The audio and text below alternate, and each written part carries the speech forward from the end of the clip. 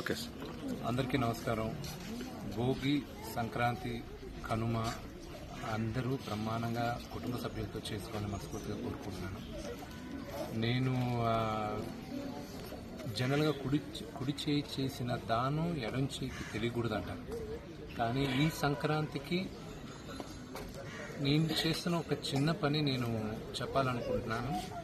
ఎందుకంటే దీన్ని విని ఇంకా కొంతమంది ఇన్స్పైర్ అయ్యి పక్కనున్న వాళ్ళకి సహాయం చేస్తారన్న ఉద్దేశం చెప్తున్నాను.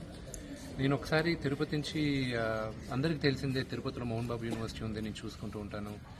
నేను ఇక్కడి నుంచి ఒకరోజు హైదరాబాద్కి వెళ్తున్నప్పుడు శ్రీదేవి గారు మాతృశ్య ఫౌండేషన్ ఆర్ఫనేజ్ నుంచి అండ్ ఓల్డ్ ఏజ్ హోమ్ నుంచి నన్ను ఫ్లైట్లో కలిశారు. సార్ మీరు తిరుపతే కదా, ఒకసారి ఎప్పుడైనా రండి అన్నారు.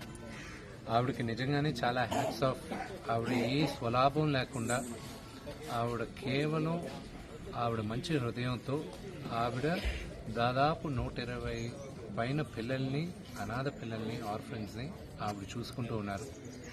నేను ఒక సంవత్సరంన్నర ముందు వాళ్ళ దగ్గరకు వెళ్ళడం జరిగింది. వెళ్ళి ఆ ఉన్న పిల్లలందరినీ నేను దత్తత తీసుకుంటానని ఆ పిల్లలందరినీ దత్తత తీసుకున్నాను. వాళ్ళకి అప్పుడప్పుడు కొత్త బట్టలు పంపిస్తాం. అలాగే వాళ్ళ ఎడ్యుకేషన్ అంతా నేనే చూసుకుంటాను. వాళ్ళకి మొత్తం ఎడ్యుకేషన్కి అయ్యే ఖర్చు అంతా నేనే చూసుకుంటాను. పండగలప్పుడు పిలిచి వాళ్ళతో నేను గడపాలన్న ఉద్దేశంతో నేను ఈ సంక్రాంతికి కూడా వాళ్ళు నా కుటుంబ సభ్యులే.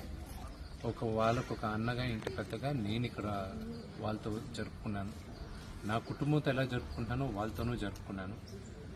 ఫస్ట్ అండ్ ఫార్మోస్ట్ ఆవిడకి చాలా థ్యాంక్స్ చెప్పాలి. ఆవిడకి దేవుడు ఇంకా కొంచెం ధైర్యం ఇచ్చి, బలం ఇచ్చి ఇంకా ఎంతో మందికి సేవ చేయాలని మనస్ఫూర్తిగా కోరుకుంటున్నాను. ఈ పండగల నుంచి ఎవరైనా ఇష్టపడితే దయచేసి మీ దగ్గర ఉన్న వాళ్ళని ఇలాగే మీరు దత్తత తీసుకోండి. పుట్టినరోజున అనవసరమైన ఖర్చులు చాలా ఉంటాయి, ఎప్పుడైనా చేసుకోవచ్చు. కానీ ఇలాంటి అవసరం ఉన్న వాళ్ళకి ఇస్తే దేవుడు మనల్ని చల్లగా చూస్తారు. మనం పే ఇట్ ఫార్వర్డ్. దేవుడు నాకు ఈ అవకాశం ఇచ్చాడు, నేను చేయగలుగుతున్నాను, నేను చేస్తున్నాను. రేపు ఈ పిల్లలు పెద్దోళ్ళు అయిన తర్వాత వీళ్ళు లేని వాళ్ళకి ఇవ్వాలని ఇది నేర్పిస్తున్న పిల్లలకి. వాళ్ళకు ఒక హెల్ప్ వచ్చింది, వాళ్ళు ఇంకొకరికి హెల్ప్ చేయాలని ఉంటుంది.